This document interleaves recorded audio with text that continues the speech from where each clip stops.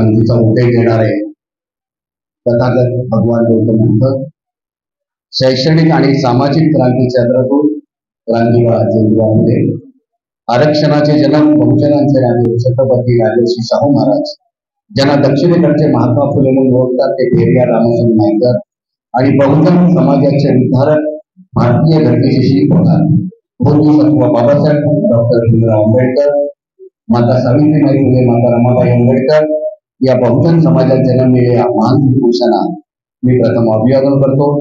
आणि आज कबीर मैत्री फाउंडेशनच्या वतीने येथे प्रथम वर्धापन दिन आणि विद्यार्थी गुण गौरव आणि त्याच्याच बरोबर विद्यार्थ्यांना वोकेशनल गायडन्स आणि न्यू एज्युकेशन पॉलिसी आणि नवीन जे तंत्रज्ञान आलेलं आहे त्या विषयावरती बोलण्यासाठी मी आपल्यासमोर उभा आहे।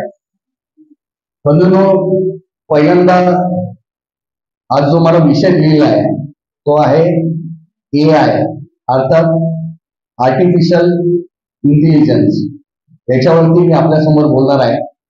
त्याच्या आधी काही गोष्टी सांगत मी पुढे जाणार आहे।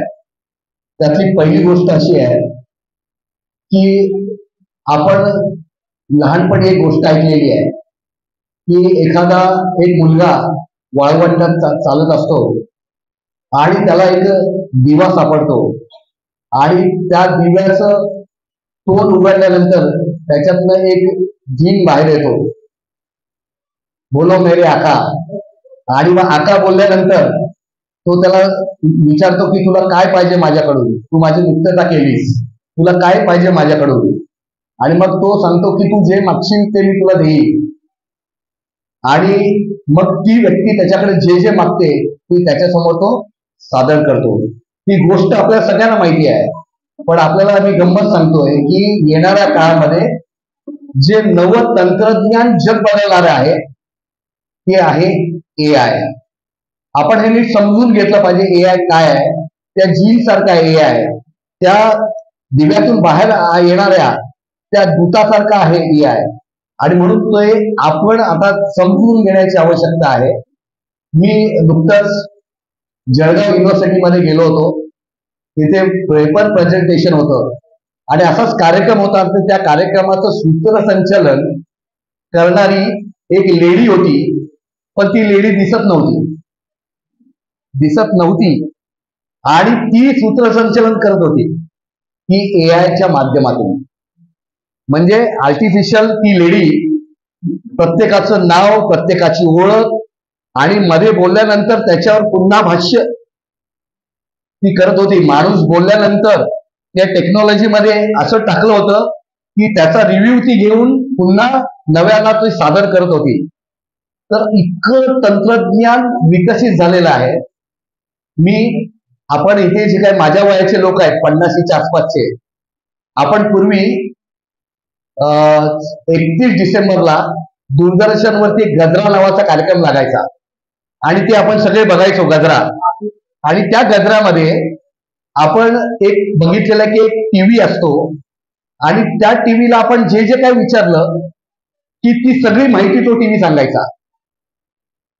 ती जी कल्पना आपण केली होती आपल्या लहानपणामध्ये, आपण जे पाहिलं होतं हे आता प्रत्यक्षात विज्ञानाने ते निर्माण केलेलं आहे। आणि यासाठी हा विज्ञानाचा प्रचंड मोठा विजय आहे। परंतु हा विजय आपल्याकडे जेव्हा तो घेऊन येणार आहे तर ते घेताना प्रत्येक गोष्टीचे जसे फायदे आहेत तसे तोटे सुद्धा आहेत। आणि म्हणून हा विषय मुळातून आपण अतिशय थोडक्यात सोप्या पद्धतीने मी तुम्हाला समजून सांगणार आहे। पहिली गोष्ट की मी शिक्षक असल्यामुळे त्याचा पहिला सगळ्यात धोका हा शिक्षकांना पोचणार आहे। म्हणजे कसं, ते येणारा काळ शिक्षकच राहणार नाही, ते काम सुद्धा AIची ती एखादी महिला किंवा एखादा पुरुष हे शिकवण्याचं काम करणार आहे। तो पहिला धोका मलाच निर्माण झालेला आहे, म्हणजे आमच्या बिरादरीला। आणि त्यासाठी आपण चांगले काय आहे ते आपण घेतलं पाहिजे। आणि नुकतंच आजचा लोकसत्ता तुम्ही वाचला असेल तर हेडिंगला बातमी आहे, मी तो आणलाय तर जरा त्यातला लोकसत्ता द्या। त्याच्यात हेडिंगला बातमी आहे की परभणीमध्ये AIच्या माध्यमातून एका माणसाचा कॅन्सरचं निदान करण्यात आलं. आजची हेडिंगची बातमी आहे.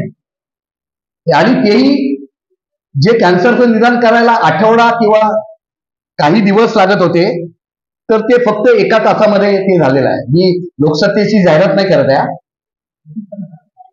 फक्त लक्ष वरती देऊ नका.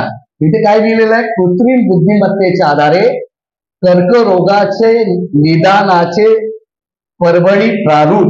परभणी सारख्या एका खेड्यामध्ये एआयचा वापर करून अचूक निदान कॅन्सरचं केलेलं आहे. आणि तुम्हाला माहिती आहे की माझ्या आया बहिणी ते बसलेले आहेत, भारतामध्ये सगळ्यात जो चेस्टचा कॅन्सर आहे याचं प्रमाण आपल्या भारतात जगात सगळ्यात जास्त आहे. आणि ते निदान व्हायला आपल्याकडे काही महिने लागतात, ते हे तुम्हाला काही मिनिटात करता येणार आहे. ते किती फास्ट झालेलं आहे. आणि त्यासाठी आपण जसं हे आजचा विषय आणि आज नेमका लोकसत्तेने हीच बातमी दिलेली आहे, म्हणजे कृत्रिम बुद्धिमत्तेच्या साहाय्याने अचूक निदान करणे. ते आता आपण नीट समजून घेऊया. पहिला आहे आर्टिफिशियल इंटेलिजन्स. हा जो शब्द आहे त्याला आपण शॉर्ट फॉर्म आहे AI.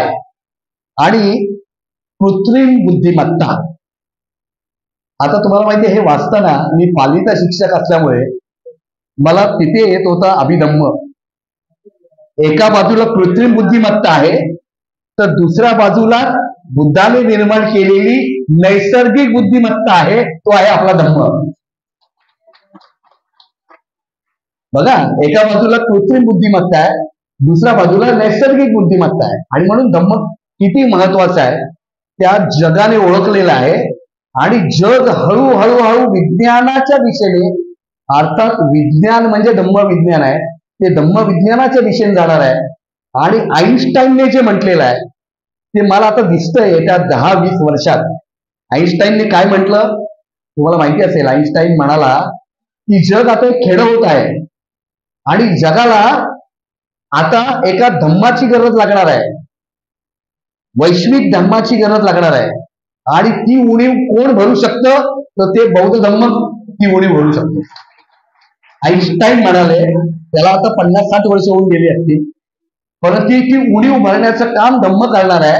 ज्यावेळेस आर्टिफिशियल ही बुद्धिमत्ता काहीतरी चुकीचं करणार आहे, तेव्हा ते बंद करण्यासाठी, थांबवण्यासाठी धम्म त्याला मदत करणार आहे. त्यामुळे आपण हे नीट समजून घेतलं पाहिजे. ते ह्या उणीवा भरण्याचं काम आपल्या लोकांना करायचं आहे. आणि हे चित्र आपल्याला जवळ दिसतंय की आपल्याला मी मागे विहारात सांगितलं होतं की रशियाचं अधःपतन झालं साधारणतः 90च्या दशकामध्ये. गोर्बाचेवला शांततेचा नोबेल पुरस्कार मिळाला आणि रशियाचं पतन झालं. रशियाचे 17 तुकडे झाले. किती? 17 एका रशियाचे. आणि ते तुकडे झाल्यानंतर तिकडे कट्टरपंथीय लोक पुढे आले आणि तिथे इस्लाम वाढला. प्रचंड मोठ्या प्रमाणात इस्लाम वाढला. आणि इस्लाम वाढल्यामुळे मस्जिदी वाढल्या. परंतु आता जर तुम्ही रिसर्च केलं, रशियावरती तुम्ही गेलात, आता गुगलचा जमाना आहे, आणि रशियामध्ये आता इस्लाम कमी कमी व्हायला लागलाय आणि बुद्धिस्ट मॉनेस्ट्री वाढायला लागलेल्या तिथे. आणि तिथे आता सांगतात की रशियाचा आज राजधर्म इस्लाम मोठ्या प्रमाणात जरी असला तरी येत्या 10-20 वर्षामध्ये रशियाचा नंबर 1चा धर्म कुठला होणार आहे, तो बौद्ध धर्म होणार. म्हणजे हे तंत्रज्ञान जसं विकसित होईल तसं गेल्या पौर्णिमेला जसं वडाला फिरणाऱ्या ज्या महिला होत्या त्या वडाला फिरणाऱ्या त्या विज्ञानाच्या भोवती फिरणार आहेत. हा, पुढेंच्या वाड्यात किती शर्मेची गोष्ट आहे. माझ्या अंगावर अक्षरशः काटा आला. म्हणजे उद्वेगाने की अरे, ज्या फुलेने तुम्हाला या नरकातून बाहेर काढलं त्या फुलेंच्या वाड्यातलं जे त्यांनी लावलेला जो वृक्ष आहे त्यांनीच लावलेला, ते जतन केलाय शासनाने की तिथे. आणि त्याचं समर्थन कोण करतात, तर त्या महिला पोलीस. ह्याच्यासारखं दुर्दैव काय आहे. म्हणजे त्याला आता कृत्रिम बुद्धिमत्ता डोक्यात घालावी लागेल ही आहे ना. त्यांची नैसर्गिक मेंदू बाजूला काढून ही कृत्रिम बुद्धिमत्ता त्यांच्यात भरावं लागेल. की तुम्हाला सावित्री सत्यवानाची आठवते पण ज्योतिबाची सावित्री आठवत नाही. याच्यासारखं दुर्दैव काय आहे. आणि यासाठी आपण हे जो आपला मूळचा विषय आहे त्या मी विषयाकडे वळतोय. बघा, कृत्रिम बुद्धिमत्ता याच्यातला जो कृत्रिम शब्द आहे त्याचा अर्थ होतो निर्माण करणे. कुणीतरी तो निर्माण केलेला आहे. आणि बुद्धिमत्तेचा अर्थ होतो विचार करण्याची क्षमता, जी त्या बायांची बंद झालेली आहे. वडाला फेऱ्या मारणाऱ्या विचार करण्याची क्षमता किंवा निर्णय घेण्याची क्षमता म्हणजे कृत्रिम बुद्धिमत्ता.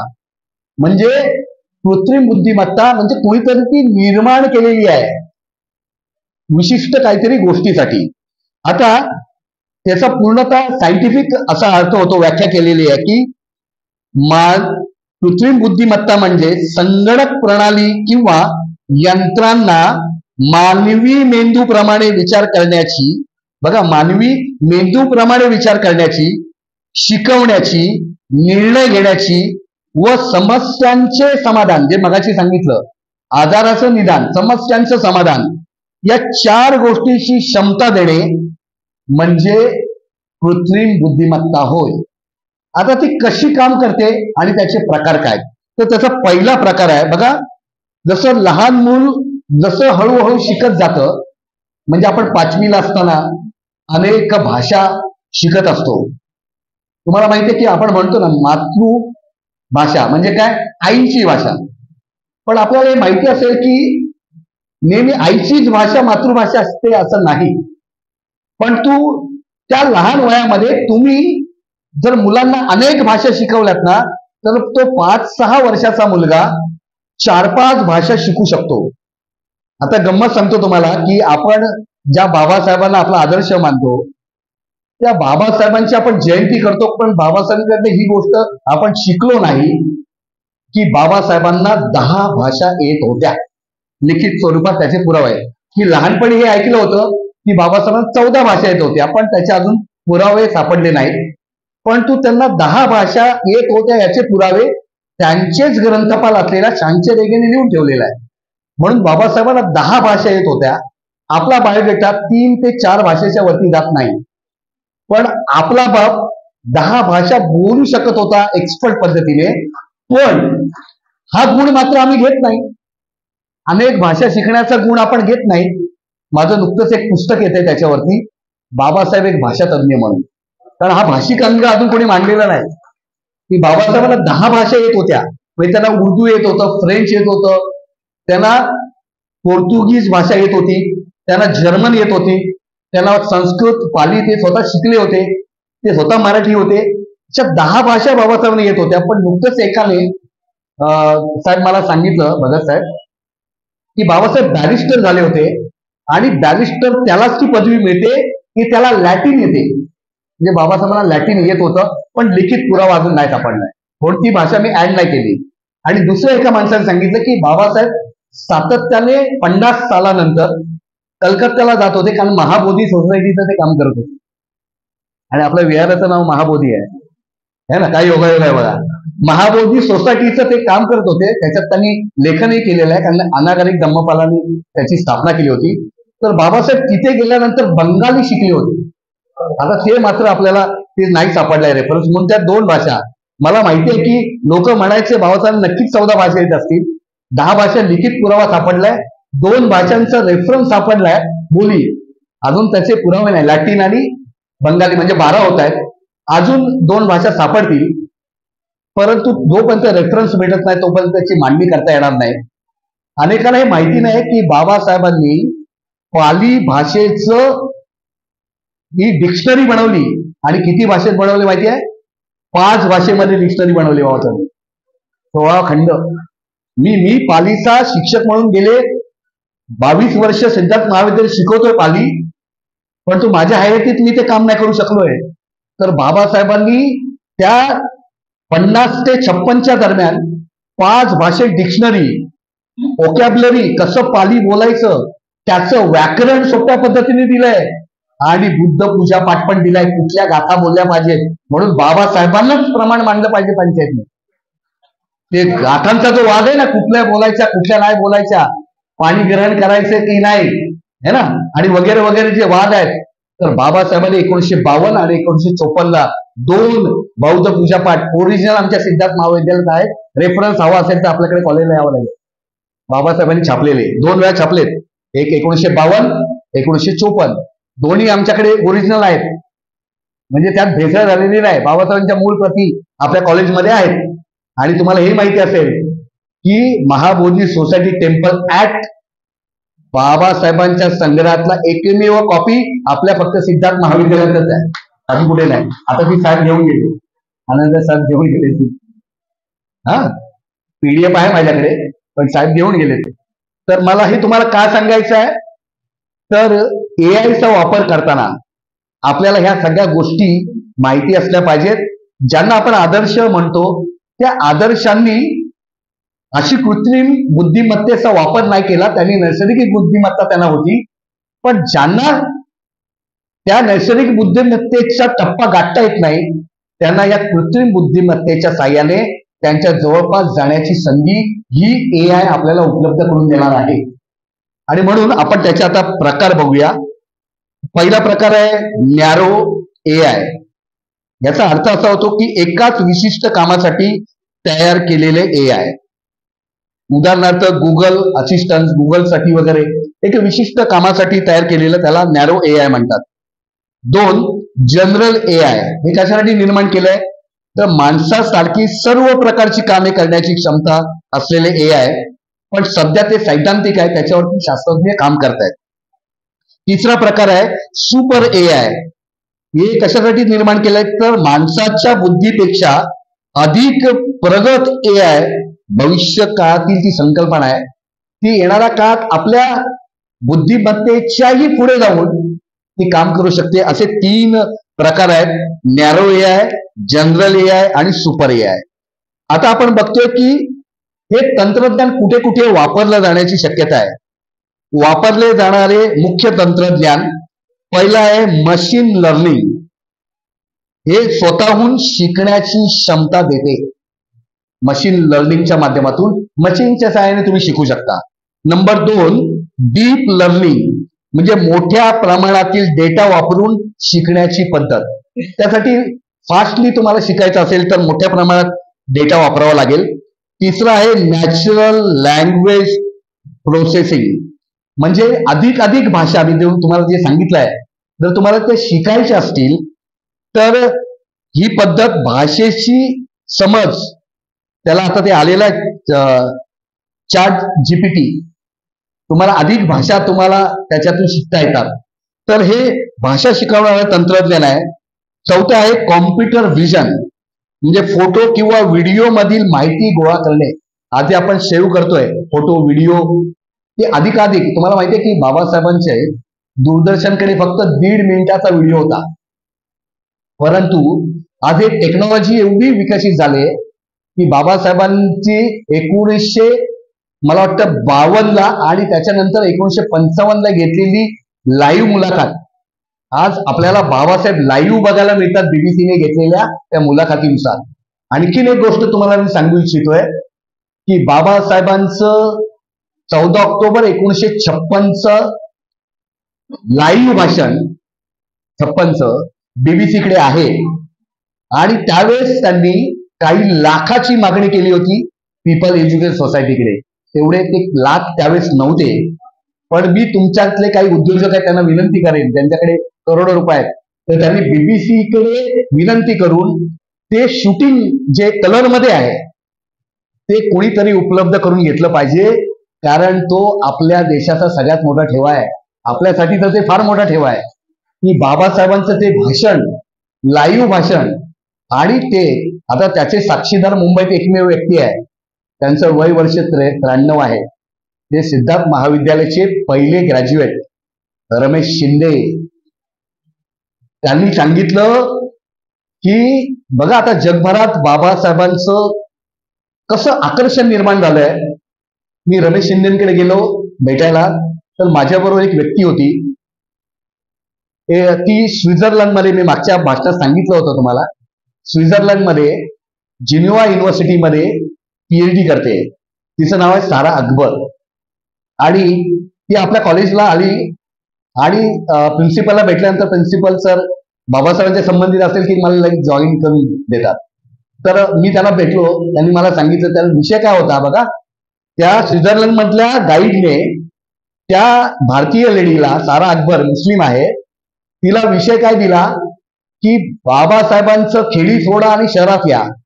ज्या लोकांनी ऐकलं, ज्या महाराजांनी ऐकलं, त्यांचं पुढे काय झालं, हा तिचा विषय पीएचडीचा. हा, मग ती मुंबईत येऊन रिसर्च करायला लागली.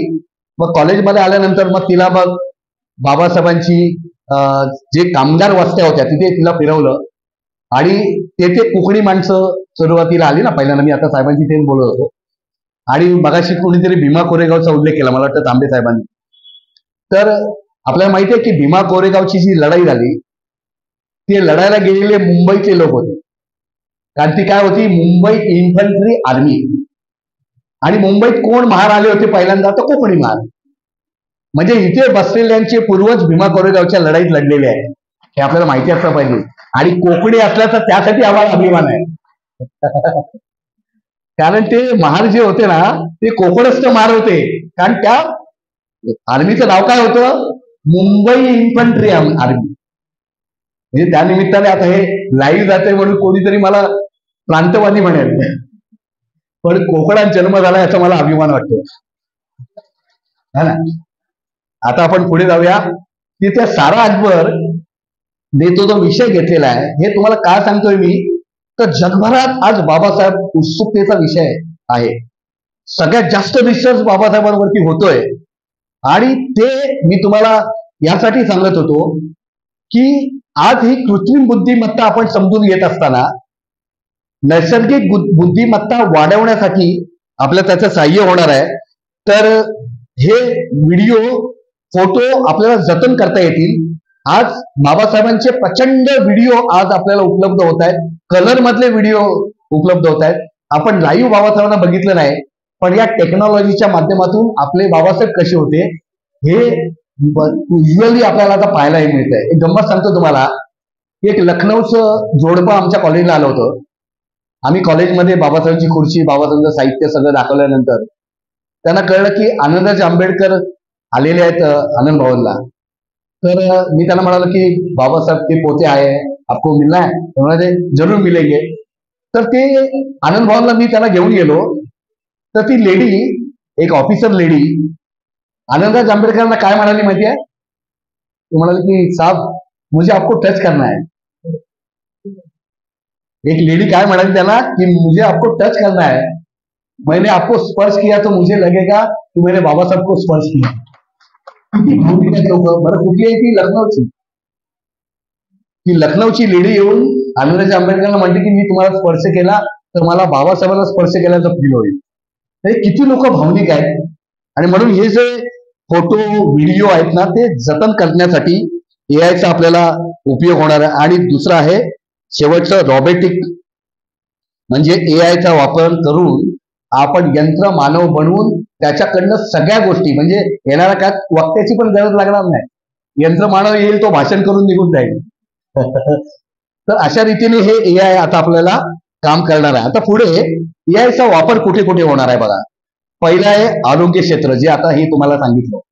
आरोग्य क्षेत्रामध्ये पटकन रिझल्ट. तुम्हाला कुठला आजार झालाय निदान. बघा आपल्या देशामध्ये आजारी झाल्यानंतर लोक डॉक्टरकडे जातात, पण जगभरामध्ये आजार होण्याआधीच ट्रीटमेंट केली जाते. आणि मला भविष्यात 10-15 वर्षानंतर कुठला रोग होऊ शकतो याचं निदान अशा टेक्नॉलॉजीच्या माध्यमातून केले जाते. म्हणजे भविष्यात तो रोग होणार नाही. म्हणजे माझ्या आईला अस्थमा आहे तर मला तो अस्थमा होणार नाही, कारण जेनेटिक आहे, डायबिटीस जेनेटिक आहे, ते होणार आहे. तर मग तो होऊ नये म्हणून आधीच आपण प्रिकॉशन घेतलं तर ते होणार नाही. हा वापर आपल्याला टेक्नॉलॉजीत करता येणार आहे. आरोग्य क्षेत्र, त्याच्यामध्ये निदान आणि औषधांचा अभ्यास. नंबर 2 शिक्षण क्षेत्र. मी तुम्हाला सांगितलं की पहिला सगळ्यात धोका आम्हाला आहे, म्हणजे वैयक्तिक अभ्यास प्रणाली. त्यामुळे शिक्षक येणारा काळात कालबाह्य होणार आहे. म्हणजे गुरु शिष्य परंपरा काय मुळीच निघणार आहे, ती राहणार नाही. नंबर 3 कृषी खात्यात त्याचा उपयोग होणार आहे. मी आता नुकतंच बघितलं की हवामान खातं, हवामानाचा अंदाज, पीक आणि मातीचा अभ्यास करणं, पीक निरीक्षण, खतांचा अंदाज आणि पिकांची माहिती, मातीचं परीक्षण. आता आपण जर एखाद्याला चेक करायला दिलं तो सांगेल महिन्यानी आहे, पण तू त्या टेक्नॉलॉजीने मातीचं जागच्या जागी परीक्षण करून तुम्हाला कुठलं पीक घ्यायचं हे तुम्हाला शिकवणार आहे. नंबर 4 उद्योग क्षेत्र, ऑटोमेशन, गुणवत्ता नियंत्रण या उद्योग क्षेत्रामध्ये आपल्याला त्याचा उपयोग करता येणार आहे. 5 सुरक्षा, चेहरा ओळखणे, घुसखोरी ओळखणे, येणाऱ्या काळात संरक्षणाच्या दृष्टीने सुद्धा एआयचा उपयोग होणार. तुम्हाला माहिती आहे की घरामध्ये आपण व्यक्ती कोण आलेला आहे तो तुम्हाला टीव्ही वरती दिसू शकतो, दरवाजाच्या बाहेर कोण आहे. हे टेक्नॉलॉजीचाच भाग आहे. आणि 6 वाहतूक म्हणजे सेल्फी ड्रायव्हिंग गाड्या आता येणाऱ्या काळात येणार आहे की ड्रायव्हर सुद्धा कालबाह्य होणार आहे, एआयच ड्रायव्हिंग करणार आहे. म्हणजे ड्रायव्हर नसेल, तुम्ही एआयच्या माध्यमातून मागे बसायचं आणि आपोआप गाडी चालत राहणार आहे. तर हे होणार आहे. आता याचे धोके काय आहेत नेमके बघा. एआयचे धोके आहेत, जसं कॉम्प्युटर जेव्हा आला होता साधारणतः 90च्या दशकात राजीव गांधीच्या काळात, त्यावेळेस कामगारांनी मोर्चे काढले होते, आंदोलनं केली होती की आमच्या नोकऱ्या जातील. त्यामुळे काही प्रमाणात नोकऱ्या गेल्या पण, कारण एक कॉम्प्युटर 500 ते 1000 लोकांचं काम एकटा करू शकतो. ही ताकद त्या कॉम्प्युटरमध्ये आहे.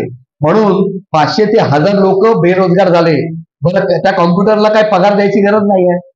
माणसानं पगार द्यावा लागतो, कॉम्प्युटरला पगार द्यावा लागत नाही. आणि त्यामुळे सरकारचा पैसा वाचला, पण लोकांच्या नोकऱ्या गेल्या. येणाऱ्या काळात काय होणार आहे बघा, या एआयचा धोका. नोकऱ्यांवरती परिणाम होणार आहे. गोपनीयतेचा भंग होणार आहे. तुमची जी माहिती आहे ना, तुमच्या मोबाईल मधली सिक्युअर सगळी माहिती ही हॅक करता येणार आहे. त्यामुळे तुमचं काही सिक्रेट राहणं शक्य होणार नाही. कदाचित तुमच्या बँकेतले पैसे सुद्धा सुरक्षित राहणं धोक्याचं झालेलं आहे. म्हणजे किती काळजी घ्यावी लागणार आहे त्या तंत्रज्ञानाच्या मुळे. चुकीचे निर्णय झाले तर तुमच्या बऱ्याचशा गोष्टी गायब होतील. डेटामधील पूर्वग्रहांमुळे काही चुकीचे निर्णय पण निदान करता येऊ शकणार, चुकीचे निदान होऊ शकतं. नियंत्रित न राहिल्यास धोका उद्भवतो. आणि म्हणून एलन मस्क, तुम्हाला माहिती आहे अमेरिकेचा सध्या ब्रेन आहे तो एलन मस्क, याचं असं वाक्य आहे की तो म्हणाला की न्यूक्लिअर वॉर पेक्षा जास्त धोकादायक हा एआय होणार आहे येणाऱ्या काळात. म्हणजे तंत्रज्ञानाचा जसा उपयोग आहे तसं तंत्रज्ञानाचा धोका सुद्धा आहे जर त्याचा योग्य वापर केला नाही. मग इथे काय गरजेचं आहे, इथे गरजेचं आहे धम्म, नैतिकतेचं जीवन. हे टेक्नॉलॉजी हँडल करताना आपला धम्म इथे कारणीभूत येणार आहे. तुम्हाला खरं सांगू, जगातले सगळे धर्म संस्थापक येणाऱ्या काळात कालबाह्य होणार आहेत. फक्त अपवाद बुद्धाचा. लक्षात घ्या, का बुद्ध कालबाह्य होणार नाही? कारण बुद्ध हे निसर्गाचे नियम सांगतात. बुद्ध काय आहे? नेचर ऑफ लॉ, निसर्गाचे नियम. आणि म्हणून बुद्ध नव्हते तेव्हाही धम्म होता, बुद्ध होते तेव्हाही धम्म होता, आणि बुद्ध नाहीत तेव्हाही धम्म आहे. इतकं ते महत्वाचं आहे. यासाठी आता आपल्याला एआय ही भविष्यातील एक क्रांतिकारी तंत्रज्ञान आहे जी जीवन अधिक सोपे करते, मात्र तिचा योग्य वापर व योग्य नियंत्रण आवश्यक आहे. यासाठी आपल्याला हे नीट समजून घ्यावं लागेल. मग याच्यात आपल्याला काय काय करिअर करता येऊ शकतं ते मी आता आपल्याला समजून सांगणार आहे. इथे विद्यार्थी वर्ग आहे, तर त्या विद्यार्थी वर्गाला त्यासाठी करिअरचा मार्गदर्शन करणं आवश्यक आहे. म्हणून यासाठी काय शिक्षण लागणार आहे? पहिली गोष्ट, करिअर कसे करावे. पहिली गोष्ट, शिक्षण व कौशल्य म्हणजे एज्युकेशन अँड स्किल. याच्यासाठी पहिली पात्रता आहे, म्हणजे लायकी निर्माण केली पाहिजे आपल्याला तिथे पोहोचायला. 12वी नंतर बीएससी, बीई आणि बीटेच, कॉम्प्युटर सायन्स आणि आयटी आणि इलेक्ट्रॉनिक्स. यानंतर तुम्ही एमटेच, एमएससी किंवा एआय एमएल साठी स्पेशलायझेशन आपण नंतर करू शकतो. पहिला निकष आहे 12वी सायन्स तुम्ही असले पाहिजे. नंतर कौशल्य काय काय तुम्हाला लागतं त्याच्यासाठी, प्रोग्रामिंग लँग्वेज पायथॉन सर्वात महत्वाचं आहे, त्यासाठी पायथॉन तुम्हाला ते शिकावं लागेल. दुसरं आहे मॅथमॅटिकल अँड स्टॅटिस्टिक्स, हे तुम्हाला लागणार आहे. तिसरं आहे machine learning and deep learning, त्या अल्गोरिदमचा तुम्हाला अभ्यास आणि नॅचरल नेटवर्कचा अभ्यास तुम्हाला लागणार आहे. 4 टूल्स अँड लायब्ररीज तुम्हाला लागणार आहे. 5वं आहे डेटा हँडलिंग तुम्हाला करता आलं पाहिजे. आणि 6वं आहे कूल प्लॅन फॉर्म. या 6 गोष्टीचं स्किल तुमचं डेव्हलप असलं पाहिजे. या अभ्यासासाठी ऑनलाईन प्लॅटफॉर्म उपलब्ध आहेत, त्या ऑनलाईन प्लॅटफॉर्मला तुम्हाला जावं लागेल. आता AI मध्ये उपलब्ध करिअरच्या काय काय जॉब्स उपलब्ध आहेत ते सांगून मी थांबणार आहे. त्यातलं पहिलं आहे AI इंजिनियर. AI मॉडेल तयार करते. AI इंजिनियर ते मॉडेल तयार करते. 2 डेटा सायंटिस्ट, मोठ्या डेटामधून माहिती मिळवणे हे काम करावं लागतं. 3 मशीन लर्निंग इंजिनिअरिंग, शिकणारे अल्गोरिदम आणि डिझाईन करणारे करता येईल तिथे. 4 NLP इंजिनिअरिंग, म्हणजे भाषा समजणारी प्रणाली तयार करणे, उदाहरणार्थ chatbots. 5 computer vision engineering, image video मधून माहिती गोळा करणे. 6 डेटा अॅनालिटिक, म्हणजे डेटाचं विश्लेषण करणे. 7 रिसर्च सायंटिस्ट, म्हणजे नवीन AI तंत्रज्ञान विकसित करणे. आता AI क्षेत्रातील फायदे काय काय बघा.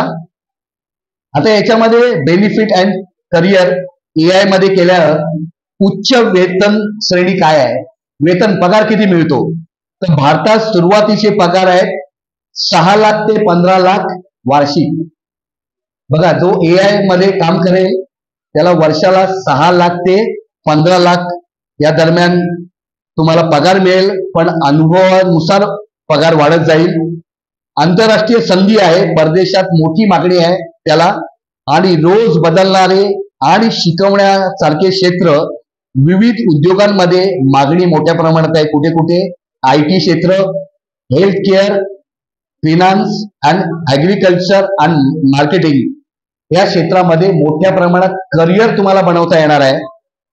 तर यासाठी स्वतःचे स्टार्टअप सुरू करण्यासाठी सुद्धा AI चा वापर आपण करून आपलं करिअर उज्ज्वल आपण करू शकतो. यासाठी आता आपण सुरुवात कशी करावी, तर पहिल्यांदा पायथॉन शिकून सुरुवात करता येईल. त्यासाठी हे तुम्हाला शिकणं आवश्यक आहे. 2 AI ML चे बेसिक कोर्स आज मार्केटमध्ये उपलब्ध आहेत, त्यांचा आपण उपयोग करून घेऊ शकतो. 3 स्वतःचे छोटे प्रोजेक्ट्स आपण बनवले तर त्या प्रोजेक्टच्या माध्यमातून, फॉर एक्झाम्पल चॅटबॉक्स आहे, अल्गोरिदम आहे, ते वेगवेगळे प्रोजेक्ट तुम्ही बनवू शकता.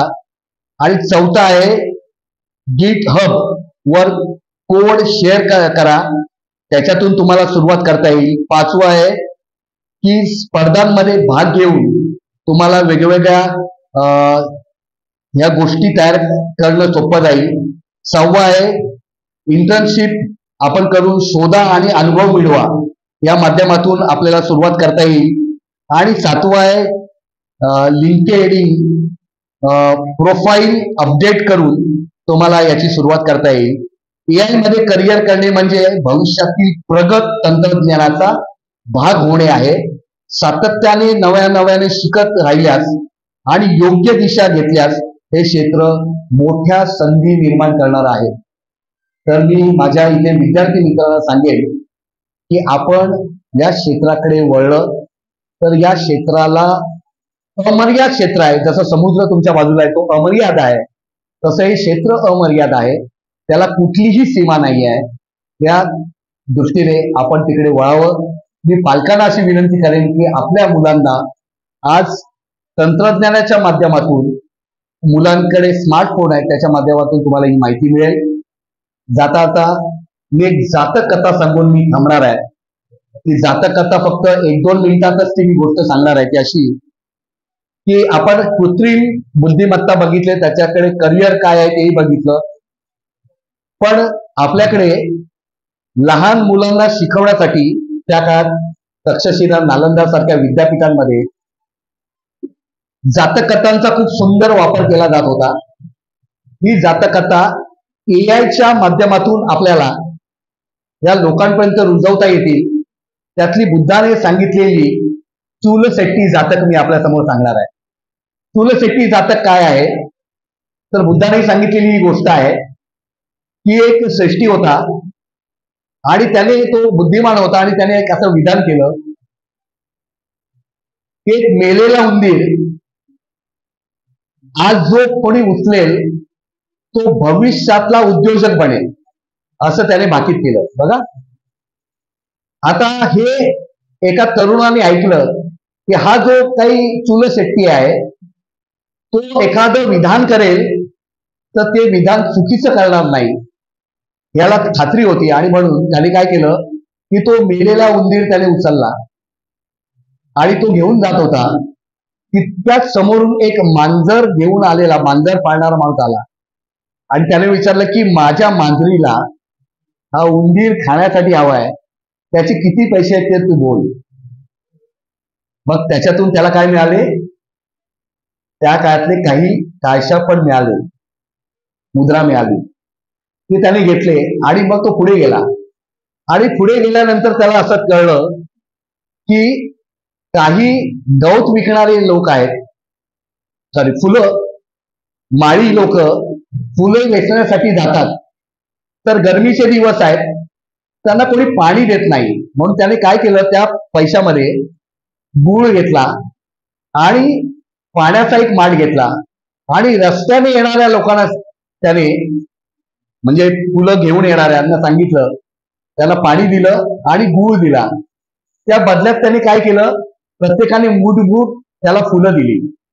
ती त्याने फुलं घेतली आणि मार्केटमध्ये जाऊन विकली, त्याच्यातून त्याला पैसे आले. ठीक आहे, पैसे आल्यानंतर काय झालं, असा सोसा त्याचा वारा आला आणि जोरात पाऊस आला. आता पडतोय तसा पाऊस, आणि राजाचं एक उद्यान होतं, तिची झाडं सगळी उन्मळून पडली आणि बरचसं त्या बागेचं नुकसान झालं. तर त्याने राजाच्या शिपायांना सांगितलं की ही बाग मी सगळी साफ करून देईन, पण लाकडं मात्र मी घेईन. त्याने काय केलं माहितीये, त्या मुलाने, उद्योजक होता तो, डोक्यात त्याच्यात वेगवेगळे प्लॅन होते. त्याने लहान लहान मुलांना गोळा केलं आणि त्यांना सांगितलं की मी तुम्हाला त्यावेळेचा खाऊ देईन, पण ही सगळी जी काही लाकडं पडलेली आहेत ती गोळा करून रचून ठेवा. त्या मुलांनी त्या खाऊच्या लालसेने ती सगळी लाकडं गोळा करून ठेवली, बाग साफ करून दिली. त्या बदल्यात त्याने त्याला खाऊ दिला आणि ती लाकडं त्याने मार्केटमध्ये जाऊन विकली, त्याला आणखी काही पैसे मिळाले. आणि असं करता करता पुढे बघा, उंदरापासून सुरुवात झालेली आहे, मेलेल्या उंदरापासून. आता त्याला असं कळलं की काही व्यापारी येणार आहेत घोडे घेऊन, त्यावेळेस व्यापार घोड्यांच्या माध्यमातून चालायचा. त्याच्या लक्षात आलं की घोड्यांना काय लागतं, चारा लागतो. तर ज्या ठिकाणी चारा मिळतो त्या चाऱ्यावाल्याला त्याने जाऊन सांगितलं की सगळा चारा मी तुमचा विकत घेईन, तुम्ही दुसऱ्याला कोणाला चारा द्यायचा नाही.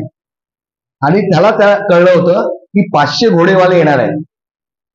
त्याने हा चारा विकत घेण्याची बोली लावली होती. त्यामुळे गावात ते घोडेवाले फिरले, त्या शहरामध्ये त्याला कुठे चारा नाही मिळाला, कारण हा चारा आधीच त्याने विकत घेतला होता.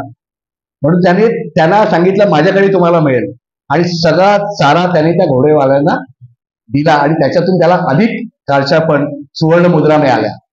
आता पुढे काय झालं की त्या घोडेवाल्यांकडनं कळलं की एक परदेशातला व्यापारी आपलं जहाज घेऊन येणार आहे आणि ते नांगरून ठेवणार आहे. आता बघा, याच्याकडे पैसे आले होते, परंतु तेवढा तो व्यापारी झाला नव्हता की जहाज विकत घेईल. पण त्याने काय केलं की त्या बदल्यात त्याने कपडे चांगले घेतले आणि समोर तंबू ठोकला आणि असं दाखवलं की मी खूप श्रीमंत आहे. आणि तिथे गेल्यानंतर त्या व्यापाऱ्याशी, त्या जहाजाच्या व्यापाऱ्याशी त्याने डील केलं आणि त्याने त्या एक सुवर्ण मुद्रा त्याला भेट दिली. त्याला वाटलं अरे सोन्याची मुद्रा जर मला तो भेट देतोय म्हणजे हा नक्कीच कोणतरी श्रीमंत व्यापारी आहे. आणि त्याने सांगितलं की हा सगळा माल मी विकत घेतला, तो दुसरं कोणाशी डिलिंग करायची नाही आणि समोर तंबू ठोकून त्याने ठेवला होता आणि तो माल त्याने ऍडव्हान्स मध्ये त्याला काही पैसे देऊन तो व्यापाऱ्यांशी सौदे करून तो माल सगळा उचलला आणि मधला ती दलाली त्याला त्यांनी मिळाली आणि तो अधिक श्रीमंत झाला आणि त्या चूल सेट्टी इतकाच पैसा त्याच्याकडे आला आणि आल्यानंतर त्याने काय केलं, त्या चूल सेट्टीला जाऊन भेटला आणि सांगितलं की तुमचं मी ऐकलं, मेलेल्या उंदीर जर जो पण उचलेल तो येणाऱ्या काळात भविष्यात श्रीमंत व्यक्ती होणार आहे, उद्योजक होणार आहे. हे ऐकल्यानंतर तुमच्या सल्ल्यानुसार मी उद्योग केला आणि आज माझ्याकडे इतके इतके पैसे आलेले आहेत. तुम्ही गुरु दक्षिणा म्हणून अर्धा हिस्सा मी तुम्हाला देत आहे. बघा बौद्ध धर्म काय शिकवतो, कृतज्ञता. कारण हे कुणामुळे मिळालं त्याला, त्या चूल सेट्टीमुळे मिळालं. म्हणून त्याने सांगितलं की याचा अर्धा मालक तुम्ही आहात, तुमच्यामुळे मला हे मिळालं म्हणून हे मी तुम्हाला परत करतोय. तर त्या चूल सेट्टीने, त्या शहराचा तो श्रीमंत व्यापारी होता, त्याने त्याच्याकडनं पैसे नाही घेतले. त्याने काय केलं, आपली एकुलती एक मुलगी त्याला दिली. काय केलं, एकुलती एक मुलगी त्याला दिली आणि आपली सगळ्या संपत्तीचा वारस त्याला बनवला आणि तो त्या श्रावस्ती नगरीचा हा सर्वात श्रीमंत व्यक्ती झाला, त्या उंदरापासून सुरुवात करून. जातकथा काय शिकवते तुम्हाला, सुरुवात कुठूनही करा, स्वप्रयत्नाने, स्वतःची बुद्धी वापरून, नैसर्गिक बुद्धिमत्ता वापरून तुम्ही उद्योजक बनू शकता. हे जातकथा आपल्याला प्रेरणा देते. मला माहिती आहे की आपला हा पहिला वर्धापन दिन आहे. मी तुम्हाला सुचवू इच्छितोय की आज छानपैकी तुमच्याकडे वास्तू आहे. बघा साहेब, येणाऱ्या काळामध्ये इथे काही शैक्षणिक उपक्रम तुमच्या या मैत्री कबीर मैत्री फाउंडेशनच्या वतीने आपण सुरू करा. माझ्यासारखा शिक्षक तुम्हाला वेळ देईल. आपण इथे पालीचे वर्ग सुरू करूया आणि त्याच्याबरोबरच आपण धम्मलिपी शिकलं पाहिजे. मी का सांगतोय, मगाशी मला तांबे साहेब घेऊन गेले स्मशानात. स्मशानात यासाठी की तिथला एक शिलालेख मी 1912चा बघितला.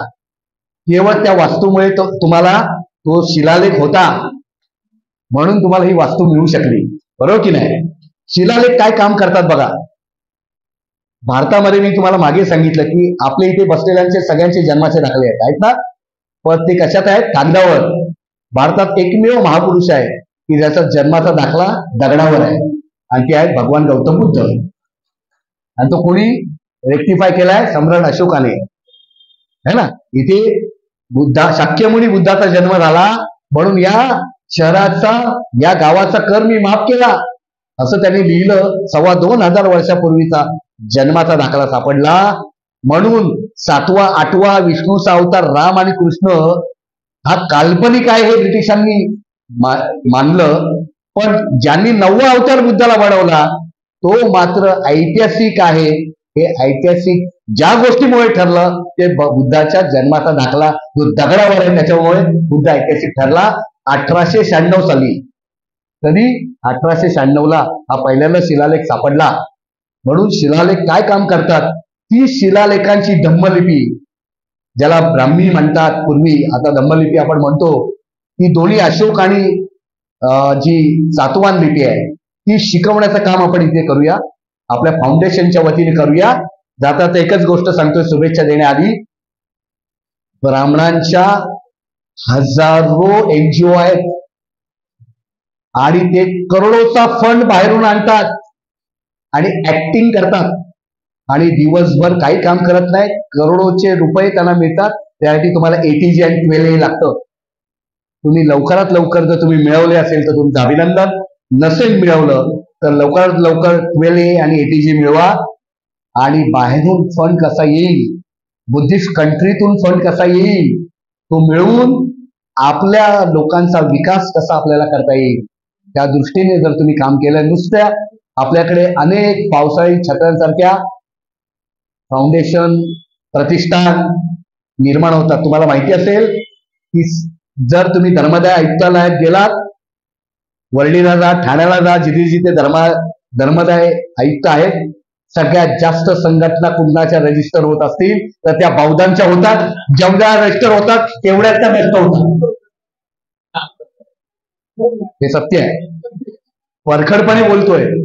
पण ते आपल्या संघटनेच्या फाउंडेशनच्या बाबतीत होऊ नये यासाठी लवकरात लवकर आपण 12A मिळवा आणि बाहेरून फंड आणून मोठ्या प्रमाणात अशा वेगवेगळ्या गोष्टी आपण करा.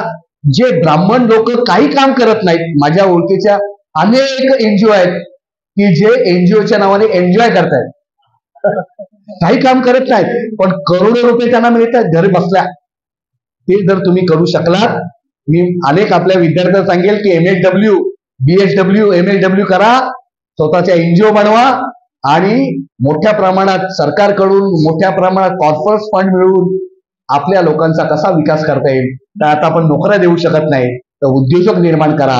पुन्हा एकदा UPSC, MPSC स्पर्धा परीक्षांचे गायडन्स आपण इथे घेऊया आणि मोठ्या प्रमाणात आपल्या जे काही शिक्षक आहेत त्यांना आणून आपण ट्रेनिंग देऊया.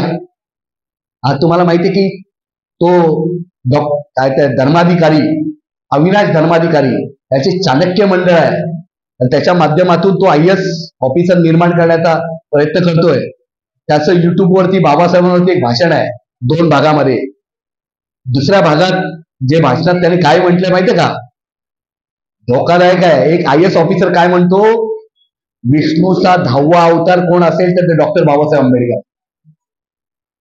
कोण म्हणतंय हे IAS ऑफिसर, माझी IAS ऑफिसर अविनाश धर्माधिकारी म्हणतोय की विष्णूचा 10वा अवतार बाबासाहेब आंबेडकर आहे. हे बाबासाहेब आंबेडकरांना अवतारी पुरुष बनवायला सुरुवात केलेली आहे. म्हणून आता आपण काळजी घेऊया. आम्हाला कृत्रिम बुद्धिमत्तेचा फक्त उपयोग करायचा आहे, पण आपली नैसर्गिक बुद्धिमत्ता शाबूत ठेवून, येते का लक्षात. आणि म्हणून मला जेवढं सोपं करून सांगता आलं ते मी तुम्हाला सांगितलं. खाता खाता तुम्ही मला ऐकलं त्याबद्दल मी तुमचे धन्यवाद देतो. कारण मी बुद्धीचं खुराक दिलं, आता पोटाचं खुराक सुद्धा फाउंडेशनच्या वतीने आपल्याला मिळालेलं आहे. आपण सगळ्यांनी शांतपणे ऐकल्याबद्दल मी तुमचं अभिनंदन करतो आणि थांबतो. जय भीम, जय बुद्ध.